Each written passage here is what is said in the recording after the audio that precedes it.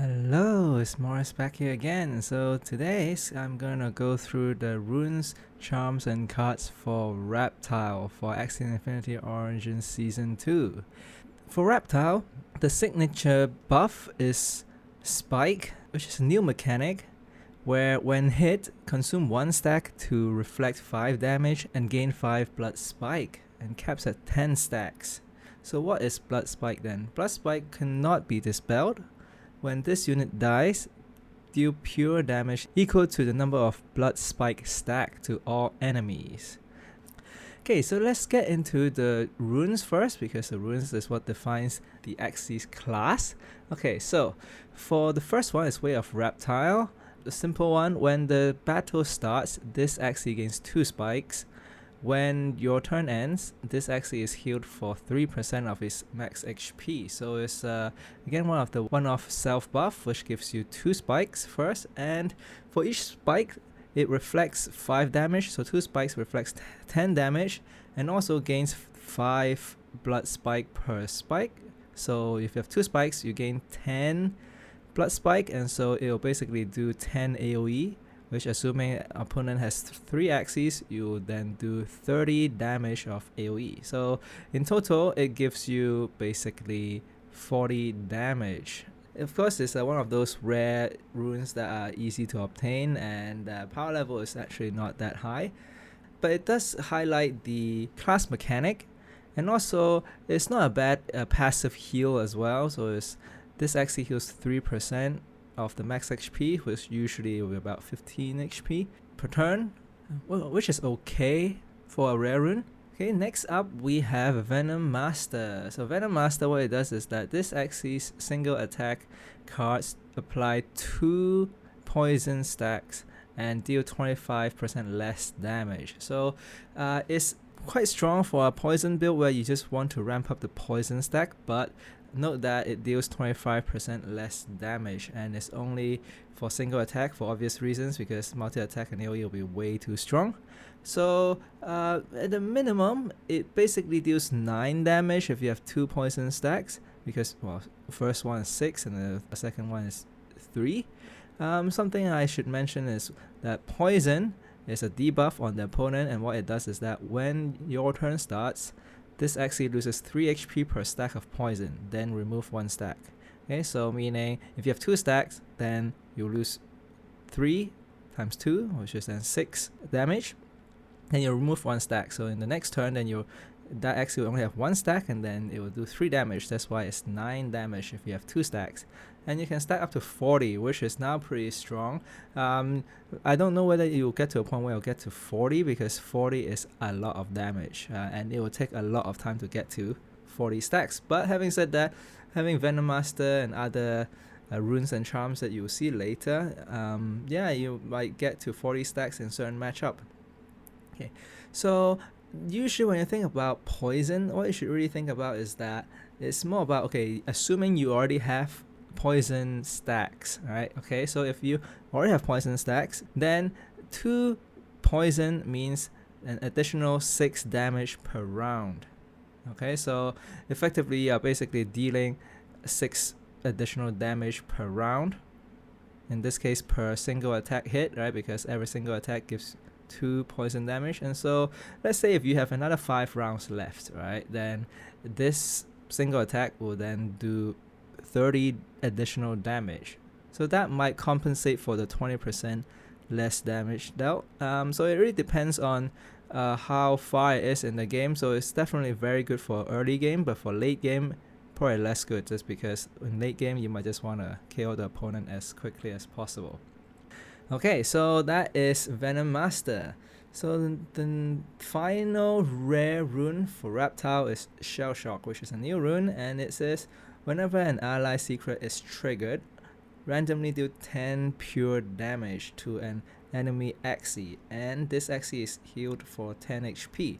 So obviously it's good in a secret kind of build where you have a lot of secret, and whenever your secret is triggered, then deal 10 pure damage. So note that it's pure damage, so it goes through shield. So it deals 10 damage and then heal for 10, so it's effectively a 20 HP swing per secret trigger. So assuming, let's say you play a lot of secrets, every turn you play like 2 to 3 secrets, then it could add up to 40 or even 60 HP swing per turn, which could be pretty strong, but of course only very specifically applied to secret build. So let's look at the epic and mystic runes for Reptile. So first up we have Poison Touch. So all these mystics and epic runes are solo, meaning you can only equip it in one Axie in your team. So for Poison Touch, it's solo. When this Axie gets attacked, apply 1 poison to the attacker. This Axie takes 2% less damage for each poison stacks on the attacker, and it caps at 20% damage reduction. So basically, if you have 10 stacks, you'll already be capped at 20% damage reduction, which is not hard to get to for 10 stacks of poison. So it's actually pretty strong. Yeah, especially against attacking like aggro kind of build. Yeah, so whenever the opponent attacks you, they take 3 damage per round because 1 poison. Whenever an opponent hits you, then yeah, they will basically deal 30 damage to themselves, assuming there will be 10 rounds. Of course, later in the game, it will be less effective. But of course, later in the game, you also have more poison stacks on the opponent, probably more than 10. Then yeah, it's a very good damage reduction buff of 20%. Okay, next up then we have Prehistoric Armor, which is a new one. And what it does is, okay, Spike on this Axie grants 3 bonus blood spike. Whenever this Axie gains a blood spike from Spike, heals 1 HP. Okay, so it's in this case it's less about poison and more about Spike synergy. So if you remember, for Spike, the normal case is that when hit, consumes 1 stack and reflect 5 damage and gain 5 blood spike. So in this case, instead of gaining 5 blood spike, it gains 8 blood spike per spike, which is pretty strong, I would say, because like the damage adds up, right? And also there's a bit of healing as well. Because whenever this Axie gains blood spike, from spike heals 1 HP, so each spike will give you 8 HP of healing basically. So I think it is pretty strong. But of course it's only good in spikes kind of deck, so if you don't have any spikes, then it is gonna be useless basically. I did a bit of a calculation, so 1 spike, in this case 5 damage of reflect plus the 8 damage that you get from blood spike, but then of course it is an AoE, so it's 8 times 3, so it's 24, so plus the 5 reflect is 29 damage, and with 8 heal as well that I mentioned. So basically 1 spike in this case gives you 37 HP swing if you have Prehistoric Armor. Yeah, so definitely very strong if you have a spike oriented deck. Finally, we have the Mystic rune, which is Regenerator. So it is more of a defensive kind of rune. Doesn't really synergize with poison or spike or anything, so it basically can be used as a standalone kind of rune. And what it does is, when your turn starts, cleanse this Axie 1 time. And what cleanse does is that it removes 1 debuff from the opponent up to 3 stacks or 3 turns. So it's just a very good cleanse effect every turn that you start, which is pretty good. And then it says, if this Axie's HP is above 75%, meaning you have a lot of HP, then cleanse this Axie 1 extra time, so cleanse twice. Otherwise, this Axie heals for 10% of his max HP, so basically heals for 45 or something, which can be pretty strong every turn. Yeah, so it's definitely go very well with poison or even sustain kind of build.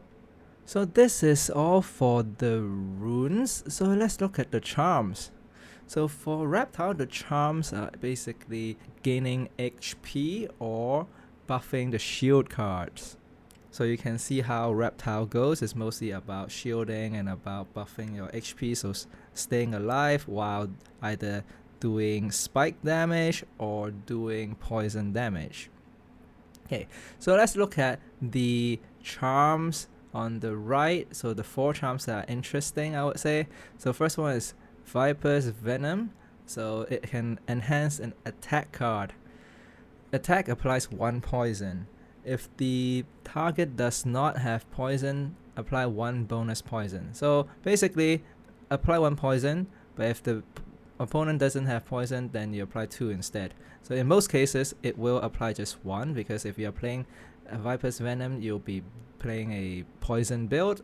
So apply 1 poison means 3 damage per round, which is pretty strong, considering that, let's say if you have 10 rounds, right, then you're basically doing 30 extra damage for that attack card. And do note that it's an attack card, so that just means it can be applied to AoE and multi-attack card as well, which just means instead of applying 1 poison, it will probably apply 3. Definitely very strong, I would say, on a poison build, putting it on a kind of AoE card or multi-attack card. Okay, then next up we have Gecko Mask, which I think has been used a lot previous seasons. And okay, so what it does is enhance any attack card. This Axie gains 1 spike. If this Axie does not have taunt, apply taunt to this Axie for 2 turns. So to be honest, for most people, I think running this charm would be mostly for the taunt effect, and what taunt does is that the target is always targeted by the enemy attack abilities. Okay, so how it works is that, let's say if you have an Axie and it has a card that then you can equip Gecko Mask, and then you use that attack card with the Gecko Mask, then it applies taunt for 2 turns. Okay, so then it forces your opponent to attack into that Axie, and so usually you play it in your back or your mid Axie so that you can divert attack from your front Axie. So I think this taunt mechanic is still pretty strong. And the spike, I feel like it's just a bonus, and basically a bonus 20 damage when you use it, so I would say quite strong. But of course, mostly it's about the taunt. Okay, next up we have Sticky Lizard. So it can be used for any card, and it says adds retain. And what retain does is that this card will not be discarded from your hand at the end of your turn, meaning you can just keep it in your hand. And it says when played, if this card was retained, heal this Axie for 5% of its max HP. So basically that means healing for about 20 HP if you retain, which I must say is pretty strong, because normal healing cards sometimes just heals like 60. So by sticking this Sticky Lizard on, then you already are healing 20 something HP by playing the card, assuming that you've retained the card. So I think it's pretty strong. And finally, we have Reptile Energy Drink M, and it can be applied for any card as well. This actually loses 20 HP, and this actually gains 2 Blood Spike, which I don't quite understand how this charm works, because each Blood Spike gives you basically 2 AoE, and let's say the AoE hits all 3 Axies and you do 6 damage. But by losing 20 HP just to get 6 damage, you're basically losing 14 HP by just playing this charm. Of course, I'm ignoring synergies with Blood Spike, but still, I think it is, unless you're very desperate of ramping your Blood Spike, I don't think that's a very good charm. But if assuming if they meant Spike rather than Blood Spike, I feel like it's still not that strong, because for Spike, then each Spike gives you 20.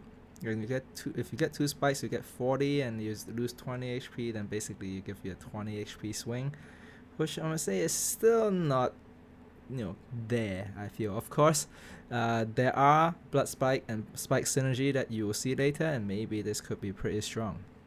Okay, so let's get into the cards, and first let's look at Eyes. So for Eyes, the first one is Scar, 0 energy cost. If initial, meaning if it's the first card that you play in your turn, then select a reptile card from your discard pile, otherwise select from your draw pile. So you select one card, then put that selected card on the top of your draw pile. Okay, so basically you can either choose to pick a card, a reptile card from your discard pile or from your draw pile, depending on when you play Scar, and then put it on the top of the draw pile so that you can draw it next turn. Yeah, it's definitely a buff from before. I think it's gonna be pretty strong, because there will be cards that you just played and we want to take it back again and play it again next turn. Nice change. And Banish, okay. Banish is a mechanic where once you use it, then the card is moved to the banish pile. Then you can't really use it for the rest of the battle unless you have ways of getting cards back from the banish pile. Usually you only use this card once, but still pretty strong. Next up, Gecko. So Gecko is a 0-cost card as well, and it says this actually attacks itself. So it has 30 attack and it actually attacks itself. And heal other allied unit for 15 HP and cleanse them one time. So you do 30 damage to yourself and you heal each of your ally units. Note that it's unit, not Axies, meaning it heals summons as well, and it heals for 15 HP for each unit. So assuming if you just have 2 Axies, then it's kind of even out. But of course if you have summons, then this could give you some net gain in terms of HP. But I think the more important effect is that it cleanses your allied units. So that is really the main thing. Let's say if you have an allied unit that's asleep or something, then you just want to cleanse them so that you can use the cards from that axis. Okay, then next we have Topaz. So Topaz, I think same as before, so deal 10 bonus damage per card in your banish pile. So it's, I think, one of the only cards that synergizes with having many cards in the banish pile. Of course, base level pretty weak, is this 1 energy cost for 25 damage, but the key part is that you can ramp this card up to 120 bonus damage, meaning 145 damage per energy. So this is where Topaz shines, right? It's basically a late game card where you want to just play it late game when you have a lot of cards in your banish pile, and of course there are ways in which you can generate cards to get into your banish pile. So if you watch the plant video, you will know that there are cards like Watering Can, where it generates 0 energy pure water. So yeah, there are different ways in which you can increase the number of cards in your banish pile. Okay, finally we have Tricky. It's a 1 energy cost, 50 heal, which is and I think they've buffed it such that you can target any ally, which is a very good change. And I would say the important part is that if initial, swap this card with 1 card in your banish pile. So basically, let's say if you play Scar and then it went to your banish pile, and if you want to get Scar back, then when you play Tricky, it heals for 50, it heals any ally for 50, but then you get a Scar back, or of course any other cards in your banish pile. But I think it's a very interesting card where you can think about what card synergizes with it, and like, let's say which card you would want to get back from the banish pile. I'll say Rosa will be a good example. Next up we have Ears. So now is the time where I probably have to hide myself because there's just so much text on the slide. But anyway, first one we have Pogona. Okay, Pogona is a 1 energy 60 attack card, which is just very standard, but the important effect is apply taunt to self for 2 turns, gain 1 spike. So it's one of the few ways in which you can apply taunt to yourself, which I already mentioned could be quite strong because you can redirect attack from the front to your back or your mid that has Pogona. In terms of the spike, as I mentioned, each spike does basically 20 damage when the Axie dies, so you can think of this as an 80 damage per energy card if you include the spike, which I think is pretty strong. So in a way similar power level as Cactus, but of course in this case you can also have some sort of spike synergy as well, so yeah, do look out for this card. And next up we have Freezard, and it heals for 50, target any ally, apply doubt to all enemies for 4 turns. And so doubt is a debuff that applies to the opponent, and it says the target gains 50% less HP from healing.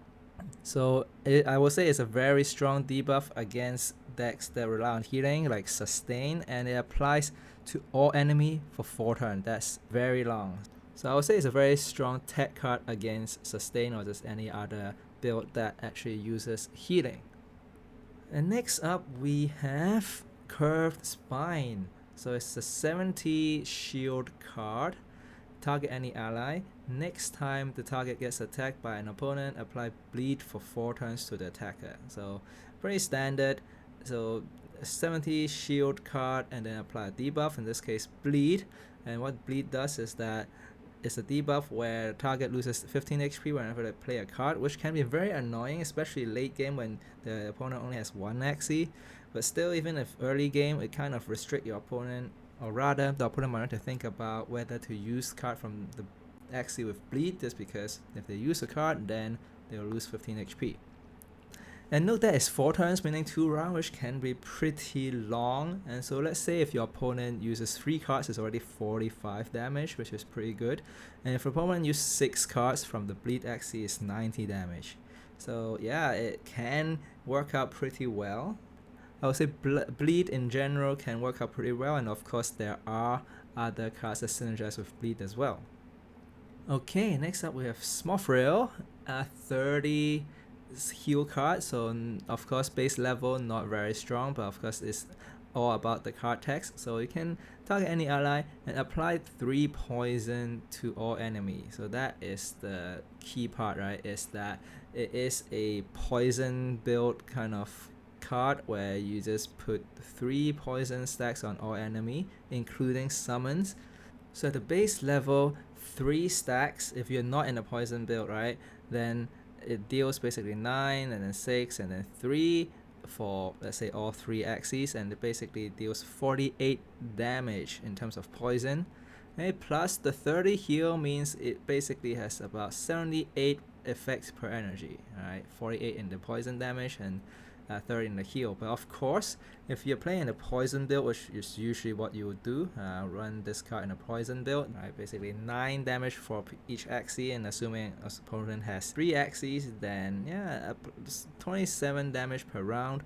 And if you play early game and there are say 10 rounds, then basically this is a 1 cost deal 270 damage card, which is of course very strong for poison build. Downside is loses on tempo because it only heals for 30. Okay, next up we have Swirl. So it's a 30 healing card as well, and then again target any ally, shuffle 2 confused into your opponent's draw pile. So you can see that this card is really a draw disruption card, where you're really just not really doing damage but disrupting opponent's draw by putting 2 confused cards into the draw pile. So you can see that the tempo of this card is really low, meaning it really does only 30 damage, and that's it.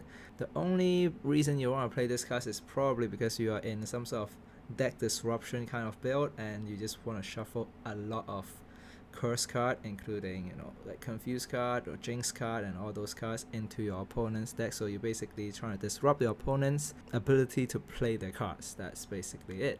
So yeah, I'll be interested to see how strong this kind of archetype would be, but we'll see. And finally, we have Cybarb, and I think they have reworked this card, and well, this is the current version that I get. Of course, they might change any of these cards before season 2, but for now, what it does is randomly deal 1 hit, meaning it will attack a random opponent as opposed to the front, and it says apply 4 poison. If able, consume 1 spike, then apply 4 bonus poison, which is a very interesting kind of effect because it mixes poison and spike, and basically you're turning your spikes into your poison. So you probably run it in a poison build, and you somehow have some way of gaining spike, and then you can convert that spike into poison. The base level is a 50 damage attack, and then it deals 4 poisons, meaning 30 poison damage over 4 turns. So the base level is basically an 80 damage card, which already is pretty good, but of course it takes some time for the damage to come, but it is very strong for poison build because then you're really putting 12 damage per round to the opponent.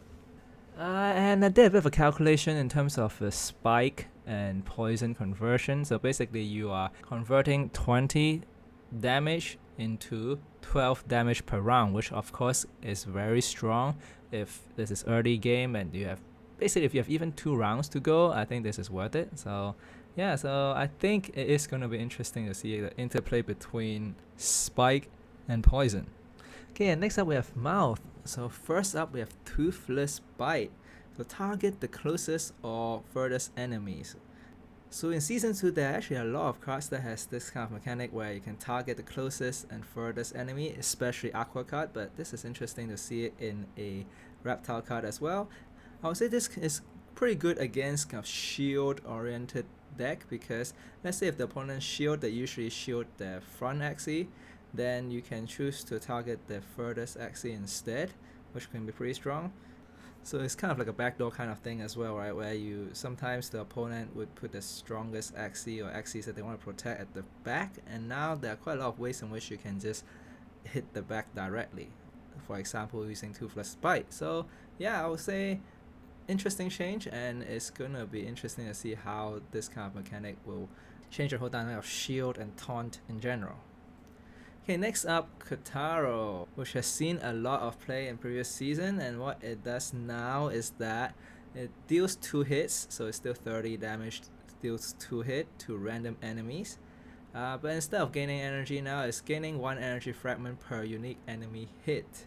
So basically now it gains 1 or 2 energy fragment, which is okay. I guess it's quite good for ramp.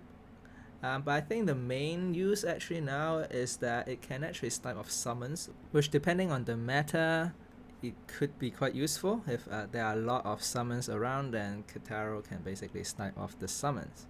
Oh, for any new player who are not really familiar with the energy fragment mechanic, is basically this dial here near energy indicator, where when the dial goes up to full, then you get an energy burst. So in a way, Kotaro basically makes it faster for you to get to energy burst to gain extra energy and card draw.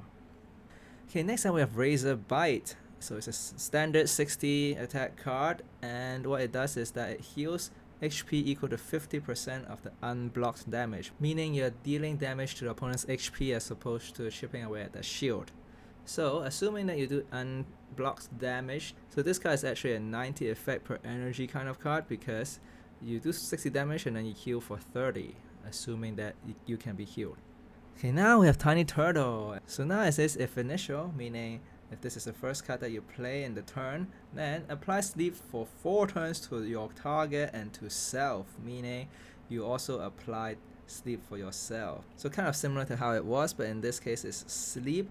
And what sleep does is that while this actually has sleep, next time it plays a card, negates the card, then remove sleep. When this actually is attacked, remove sleep.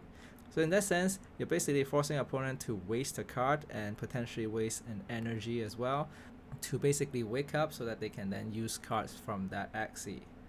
Of course, the downside is that you also apply sleep to yourself as well. So usually Tiny Turtle synergizes well with Cleanser, where you apply Cleanser to yourself first and then you play Tiny Turtle.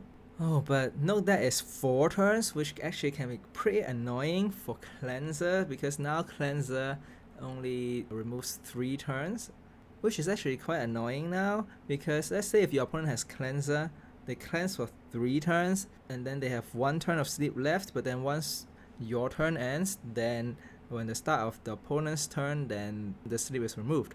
But now, if you want to use your own cleanser and then use Tiny Turtle, you actually need 2 cleansers to do it, because each cleanser only cleanses for 3. So if you play Tiny Turtle, you'll still have 1 turn of sleep, which means you'll still be asleep, which is quite annoying. So you really need 2 stacks of cleanser in order to then play Tiny Turtle without getting asleep. So it's an interesting change. We'll see how it affects Tiny Turtle. Okay, next we have Back. So for Back, first we have Bone Cell, which is a 70 shield card. It's a secret. Target any ally next turn. If the target would receive a debuff, then that debuff is applied to the applier instead, which is a very interesting mechanic. So it's basically you reflect the debuff. In a way, it's like a cleanser, but even a stronger cleanser, because the debuff is then applied to the applier instead. So wow, I think it is quite a strong card, given that it basically is applying cleanser plus 70 shield. Yeah, I would say quite strong. Okay, next up we have Tri-Spike, which is basically, I would call it the spike payoff card. So what it does is that it deals 20 damage per hit and randomly deals 3 hits. But that's not it, because it deals 1 bonus damage per spike or blood spike on this Axie. Note that blood spike cannot be dispelled. So you can ramp up a lot of blood spike, and then Tri-Spike is going to deal massive damage. at base level it deals 60 damage, which is, you know, basically similar to Leafy, but in this case it scales with Blood Spike. So assuming, let's say you have 30 spikes plus Blood Spike, which is actually not that difficult to get to, I would say, because remember that each spike gives you 5 Blood Spike. And let's say somehow you gain 6 spikes, and then those 6 spikes become Blood Spike, you have 30 Blood Spike. And if you have 30 Blood Spike, then effectively it is like a Leafy with 3 leaves, right? It does 150 damage in total because it does 50 damage per hit. And it's even stronger than Leafy because it has no cap, right? So if you have like 50, 60 Blood Spike, which can be of course very crazy, but still, if you have like 60 Blood Spike, it will deal 240 total damage for 1 energy card. So do look out for this, and I think there will definitely be people who will just play a Spike kind of synergy and use Tri-Spike to deal massive damage. And next we go back to Poison, and we have Green Thorn, and it's basically a poison staple. It's a 1 energy 20 heal, target any ally, applies 2 poison 5 times to random enemies. So basically 10 poison stacks.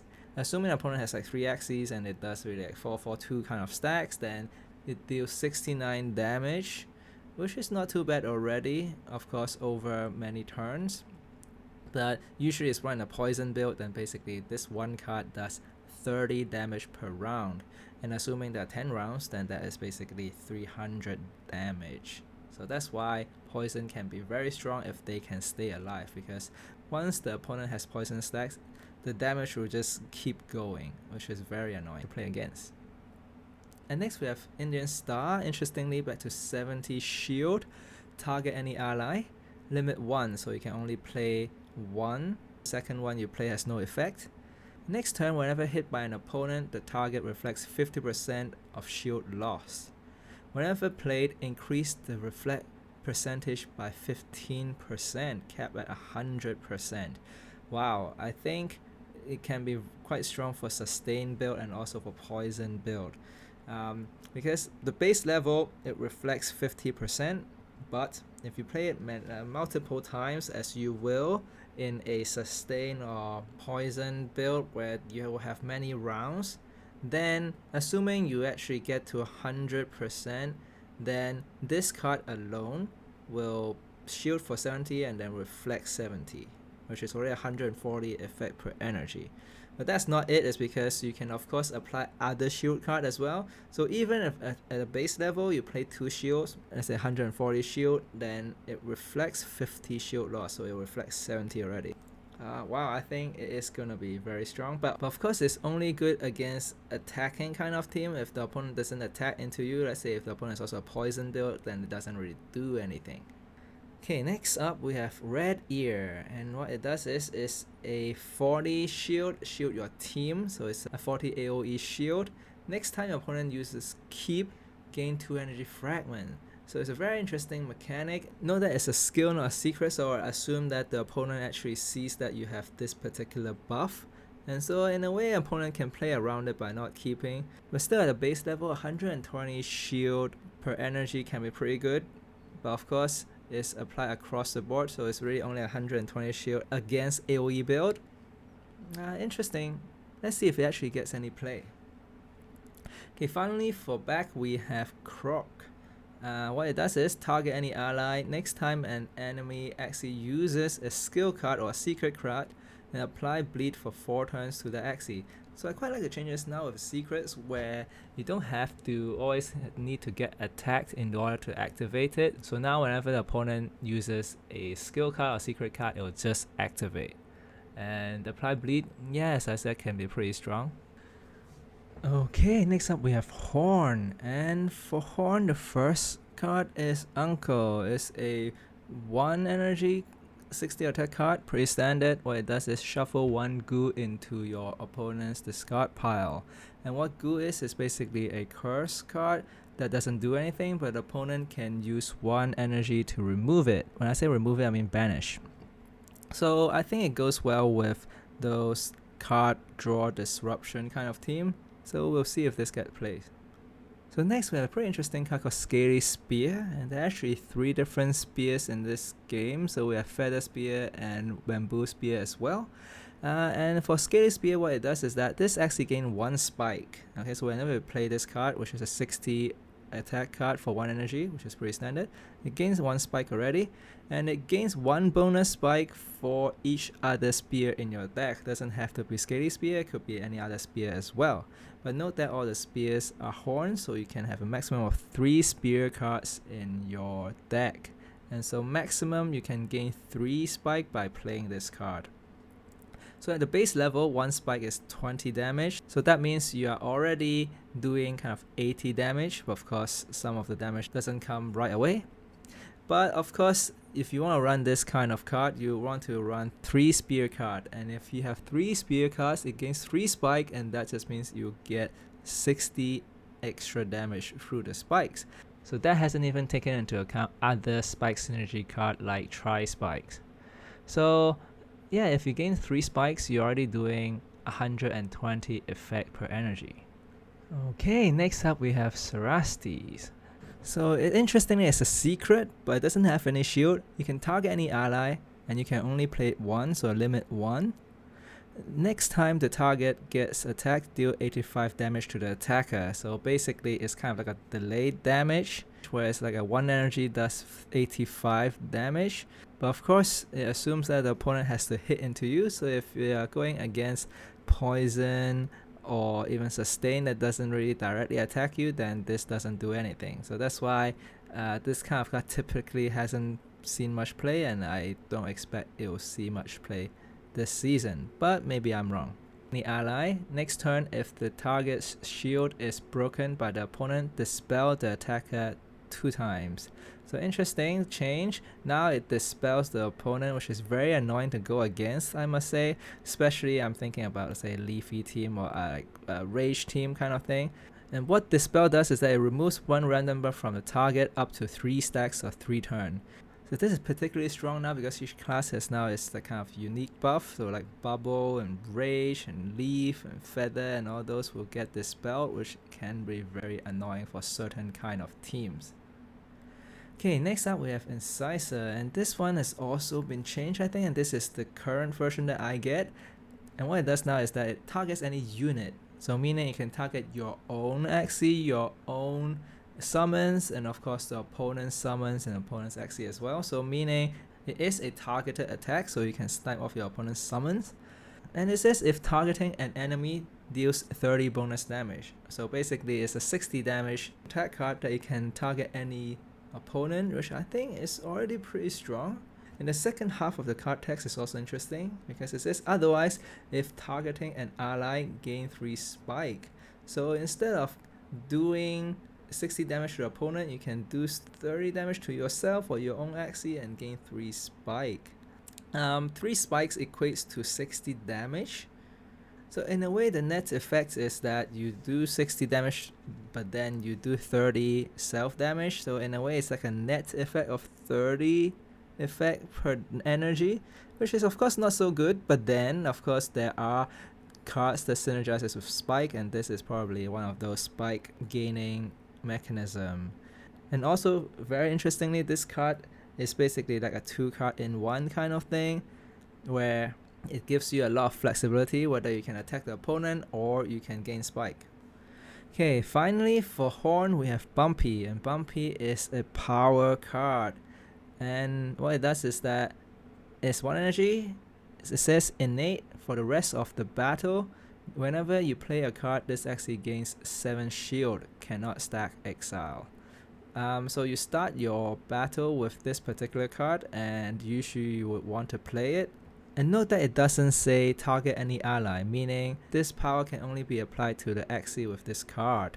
So that's, I think, a big difference between Bumpy and Sakura, because Sakura you can apply to other Axies, whereas for Bumpy you have to apply to this particular Axie.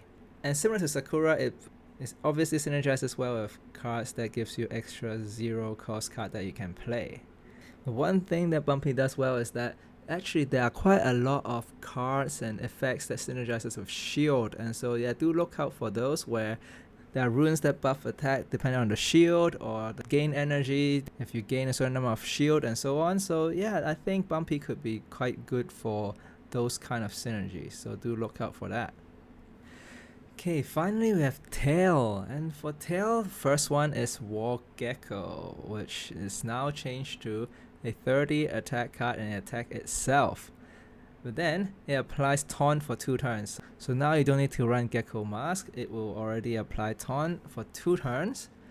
The interesting change, of course, is that when your next turn starts, this Axie is healed for 50% of HP loss in the last turn. So instead of damage mitigation, now what it does is that it heals for 50% of the HP loss. Of course, assuming that this Axie is still alive. And if this Axie is still alive, I think it is actually very strong. Effectively, it can be something like a 50% damage reduction, just because you basically heal back 50. But of course, the flip side is that you might risk this Axie being knocked out, especially if the opponent has a lot of bursts. Okay, so let's say for example, if you lose 200 HP in that turn, then you basically heal for 100, but of course you do deal 30 damage to yourself first, and so effectively you have a net heal of 70, which is okay. So it's effectively a 70 heal card for 1 energy, applies Taunt. But then, of course, in the very extreme case where you lose 400 HP, then it basically heals for 200, and so it's a net heal of 170. So this is kind of like the how strong this card can be in certain type of scenario. But it is quite risky because especially late game when the opponent has 4 or even 5 energy, they might one-shot you as well. So this is really like a high risk, high reward kind of thing. Okay, next up we have Iguana. Okay, so it's a very standard 1 energy 60 attack kind of card, but the effect is interesting is because it applies heal block for 4 turns. Heal block, what it does is that it's a debuff that applies to the opponent, and if the opponent has heal block, then it cannot gain HP, meaning it cannot heal. So very strong against sustain build. Also, of course, it counters the previous card, which is War Gecko, right? Because if the opponent applies heal block onto you, then you basically don't gain back that 50% HP loss. Alright, so it is a tech card against certain matchup. And next we have Tiny Dino. It has been a very strong card and it still is. So it's 60 damage attack card with 1 energy. It says retain, meaning it will stay in your hand.